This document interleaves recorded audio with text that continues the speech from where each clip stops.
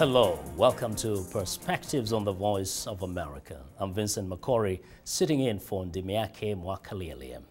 Senator Hillary Clinton is urging Democrats to unite behind Senator Barack Obama and elect him president of the United States.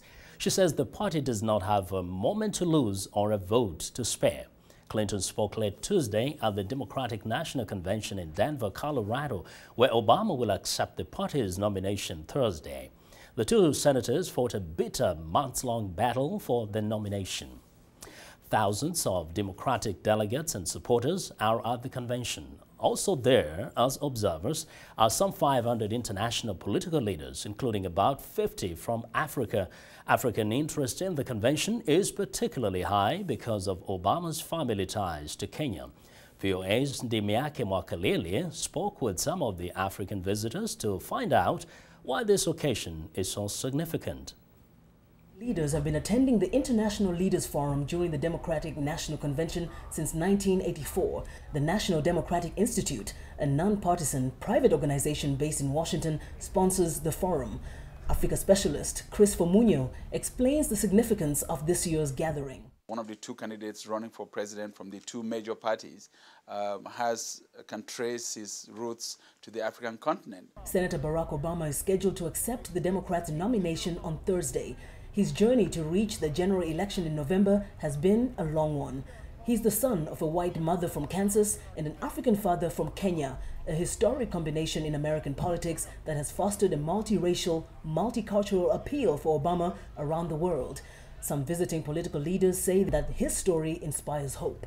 His achievement and his efforts not based with anything else. This is exciting, and this is a great lesson. This is the most important lesson for us. Senator Joy Emodi of the Anambra North Senate District in Nigeria says in addition to attending the convention to cheer Obama, she's also here to learn from the American political system. In my country, our democracy is still a nascent democracy. So it is good for us to come here and acquire more experience. Ambassador Bashir says the mere fact that America has reached a point where it can consider a black man as a leader will translate well across the globe, but he says no matter who wins the U.S. presidency, Africa stands to gain because of America's increasing interest in and respect for Africans. We are sure during Barack's presidency or John McCain, we think Africa will be a full partner.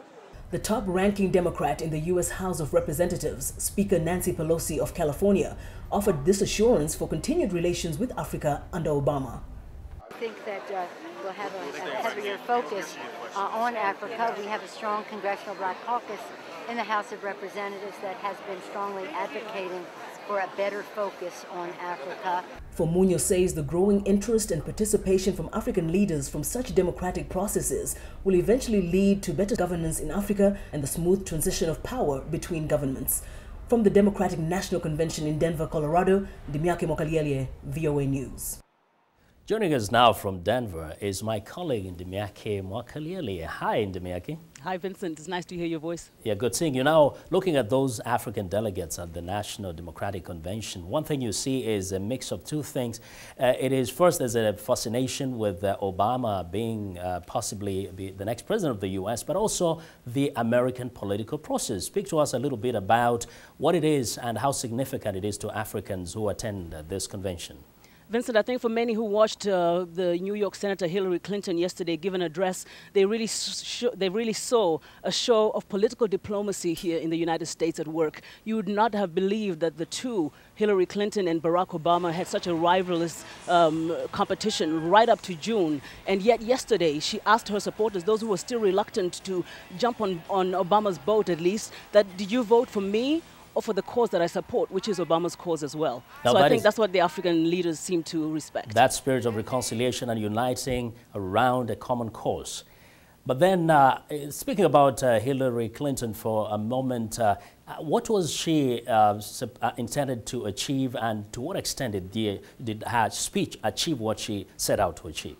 Vincent, as you know, Hillary Clinton, up until right to the end of the primaries, she did always say she had 18 million votes that were very relevant. And what she was supposed to do yesterday, which a lot of analysts say she actually did, was to try and pull those voters, those supporters in so that they can now translate their vote to Mr. Obama. Of course, you know that the other political rivalry is the Republicans' candidate, Mr. John McCain, who a lot of people now, because she's out of the picture, could easily go to him or some other candidate, or maybe just decide not to vote at all. Thank you very much. And Dimiake, we hope to see you again tomorrow.